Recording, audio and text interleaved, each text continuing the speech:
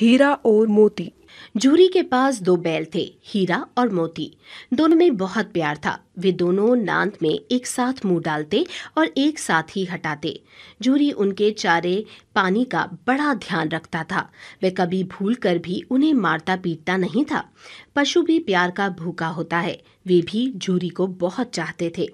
झूरी की पत्नी का भाई गया एक बार हीरा और मोती को कुछ दिन के लिए अपने गांव ले जाने लगा।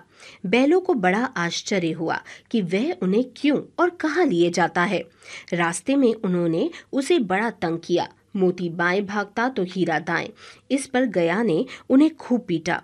घर पहुंचकर उसने उनके सामने रूखा सूखा भूसा डाल दिया, पर उन्होंने उसे सूंघा तक नहीं। रात होने पर दोनों बैलों ने वहां से भाग जाने का निश्चय किया। उन्होंने जोर लगाकर रस्सियां तोड़ डाली और भाग निकले। सुबह होने पर जब झूरी ने उन्हें स्थान पर खड़े देखा तो वह सब कुछ समझ गया और प्यार से उन पर हाथ फेरने लगा। परंतु झूरी की पत्नी उन्हें देखकर जल भुन गई।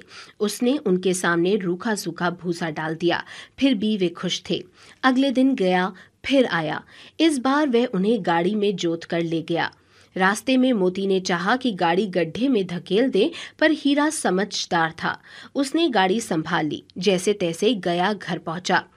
अब गया ने उनसे बड़ा सख्त काम लेना शुरू किया। वह उन्हें दिन भर हल में जोतता, जब तक उन्हें मारता पीटता। शाम को घर लाकर मोटे मोटे रस्सों से बांधकर उनके सामने रूखा सूखा भूसा डाल देता। वे लाचार निगाहों से एक दूसरे को देखते रहते। गया के घर एक छोटी सी लड़की रहती थी। वह बैलों की दुर्दशा देखती तो उसे बुरा लगता। वह रात को चुपके से उन्हें रोटी खिलाती। दोनों बैल उसके प्यार के सामने अपनी मार और अपमान भूल जाते। एक दिन मोती रस्सी को चबाकर तोड़ने की कोशिश कर रहा था। वह लड़की आई और उसने दोनों बैलों को खोल दिया। दोनों वहां से भाग निकले। थोड़ी देर बाद जब गया को पता चला तो वह भी उनके पीछे दौड़ा, पर उन्हें पकड़ न सका। अब हीरा और मोती आजाद थे। रास्ते में उन्हें एक सांड मिला। वह उनकी ओर लपका तो हीरा मोती के होश उड़ गए। भागना बेकार था, इसलिए दोनों ने साहस से काम लिया। सांड ने आकर हीरा पर वार किया तो मोती ने उसे पीछे से सींगों से चोट की। सांड घबराया। वह किसी एक को तो मारकर कचूमर निकाल देता, पर यहाँ दो थे। मिलकर काम करने में बल है। दोनों ने मिलकर सांड को भगा दिया। मोती कुछ दूर उसके पीछे दौड़ा, पर हीरा ने उसे दूर तक ना जाने दिया। दोनों अब बड़े प्रसन्न थे। आगे चले तो रास्ते में मटर का खेत दिखाई दिया। भूख तो लग ही रही थी। हरी भरी मटर देखकर उनकी भूख और भी तेज हो गई। वे खेत में घुस गए और लगे मटर खाने।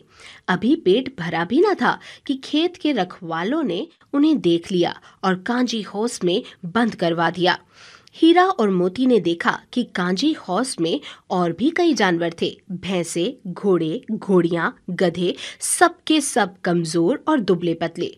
वहां किसी के लिए ना चारे का प्रबंध था और ना पानी का। यहाँ कहाँ आ फंसे, उन्होंने सोचा। रात हुई। मोती ने हीरा से कहा कि अगर दीवार तोड़ दी जाए तो बाहर निकला जा सकता है। उसने सींगों से दीवार गिराने का प्रयत्न किया। 2-4 चोटों में ही थोड़ी सी दीवार टूट गई। उसका उत्साह बढ़ा तो उसने और जोर से चोटें लगानी शुरू की। दीवार में रास्ता बनते ही पहले तो घोड़ियां भागी, फिर भैंसे और बकरियां। मोती ने गधों को भी सींग मार मार कर भगा दिया। उसने हीरा से भी भाग निकलने को कहा, पर हीरा ने मना कर दिया। मोती मन मारकर रह गया। सुबह होने पर कांजी हौस वालों ने देखा तो उन्हें बड़ा आश्चर्य हुआ। उन्होंने हीरा और मोती को नीलाम कर दिया। नीलामी में सबसे ऊंची बोली बोलकर एक व्यापारी ने उन्हें खरीद लिया। वह दोनों को लेकर अपने गांव की ओर चला। मार खाते खाते और भूख सहते सहते हीरा मोती बहुत कमजोर हो गए थे। उनकी हड्डियां भी निकल आई थी। भूख प्यास से व्याकुल बैलों में कुछ भी दम बाकी नहीं रहा था। वे चुपचाप व्यापारी के साथ चलने लगे। रास्ता उन्हें जाना पहचाना लगा तो ना जाने कहां से दम आ गया। वे दोनों तेजी से भागे। आगे आगे दोनों बैल, पीछे पीछे व्यापारी। पर जब तक वह उन्हें पकड़े तब तक दोनों बैल अपने घर पहुंच चुके थे। बैलों को देखकर झूरी बहुत खुश हुआ। वह उनसे लिपट गया। इतने में व्यापारी भी वहां आ पहुंचा और उन्हें मांगने लगा। मोती ने आव देखा ना ताव। वह व्यापारी पर झपटा। व्यापारी जान बचाकर वहां से भागा। झूरी की पत्नी भी भीतर से दौड़ी दौड़ी आई। उसने दोनों बैलों के माथे चूम लिए।